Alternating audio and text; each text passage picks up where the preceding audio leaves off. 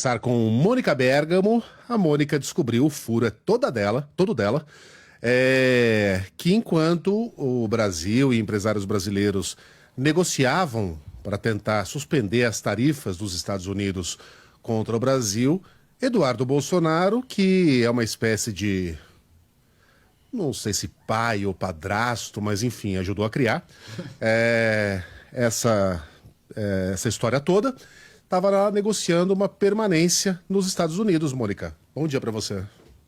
É isso, Megali. Bom dia a todos. Essa concessão do tão sonhado Green Card norte-americano ao Eduardo Bolsonaro. O Green Card, para quem não sabe, é um documento de residência permanente, permite que um estrangeiro fique nos Estados Unidos para sempre, se não cometer nenhum crime, quase com todos os direitos de um cidadão americano. Ele só não vai poder votar, né?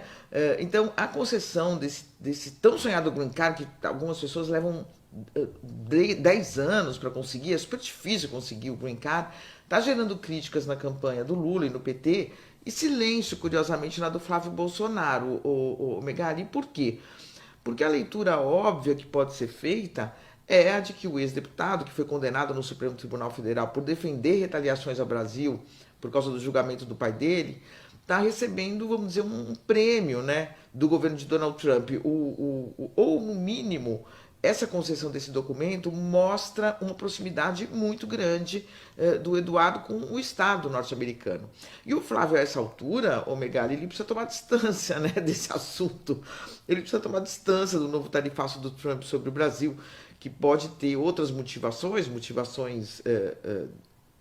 dos Estados Unidos, né, com outros vários interesses, não apenas motivações eleitorais, mas que no fim das contas prejudicou muito o Flávio. As pesquisas mostram isso, né? As pessoas culpam o Flávio Bolsonaro pelo tarifaço, acham que ele tem também responsabilidade, são contra esse novo tarifaço que prejudica a nossa economia, enfim. Então o Flávio ficou em silêncio, os coordenadores da campanha dele idem, ninguém comenta nada, os apoiadores também, na sua grande maioria. Só o próprio Eduardo se manifestou nas redes. Ele disse que agora ficou mais difícil para o regime prendê-lo, né? Como todos sabem, ele está condenado a 4 anos e 2 meses de prisão pelo Supremo por tentativa de coação no curso do processo, que é quando uma pessoa pressiona o juiz que está julgando alguém. Então ele militou lá para que fosse aplicada a lei Magnitsky dos Estados Unidos contra o Alexandre de Moraes. Vários ministros do Supremo estão com visto americano suspenso até hoje, não podem entrar nos Estados Unidos, nem para ver a Copa, né? Então ele teve essa condenação. E agora obteve esse documento tão desejado, né?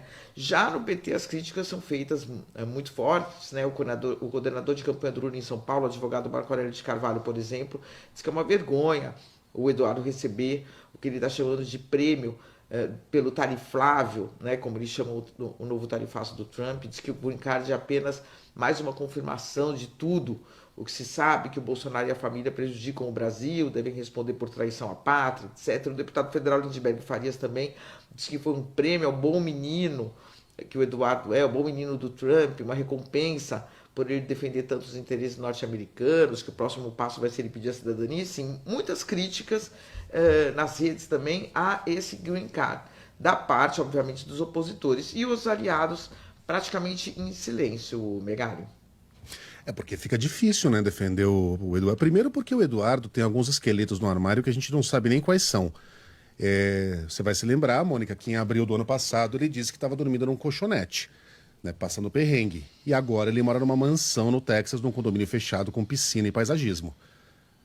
Ele declarou, e não houve nenhum aditivo, né, que a gente saiba, ele não arrumou emprego, ele não virou sócio de empresa, nada. De onde veio essa grana que até um ano atrás ele não tinha e agora ele tem?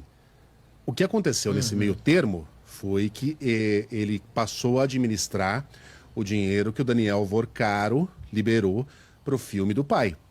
Mas a gente está partindo do princípio de que o Eduardo não pegou essa grana para ele, não é mesmo? Que ele usou essa grana para financiar o filme. Então, de onde veio o dinheiro que melhorou tanto assim a vida do Eduardo e da família? Ele foi abordado por um repórter da Intercept lá nos Estados Unidos, um americano, E aí ele disse que o cara assediou a família, que foi atendido pela filhinha, só que o cara gravou o momento em que, educadamente, como a lei lhe garante essa prerrogativa, bateu na porta e foi atendido pela esposa do Eduardo. Aí o Eduardo disse que ele errou de casa. Ele foi na casa errada, mas então a esposa do Eduardo estava na casa errada? Como é que é isso? Então tem muita... E aí um ouvinte me lembrou, ainda tem a história dos pendrives. Cara, quando o Eduardo viaja, é Lá do Catar, garantia... né? 2022. 2022, eu tava lá no Catar. Quando o Eduardo viaja, é garantia de diversão. A gente sabe que vai ter história para contar, porque ele viajou lá para... Na época da pandemia, ninguém podia sair de... Não, até podia, né? Mas... Ah, lembrei. Não era pandemia. Era a época das manifestações a favor do pai dele. Estradas fechadas, acampamentos, aquela gênese que depois se tornaria o 8 de janeiro. Né? E ele, em vez de ficar lá, ele estava apoiando. Ele foi para o Catar para ver jogo da seleção. Tirou foto com um mascotão. E foi filmado na transmissão oficial da FIFA. E aí disse que não, ele estava lá para entregar pendrives a autoridades para falar sobre a real situação do Brasil. E aí ele estava... ele falou assim, Mônica, vocês acham que isso aqui é só futebol? Isso aqui são não sei quantos países. E aí na época eu tava fazendo a cobertura, até falei assim, é só futebol. É só futebol.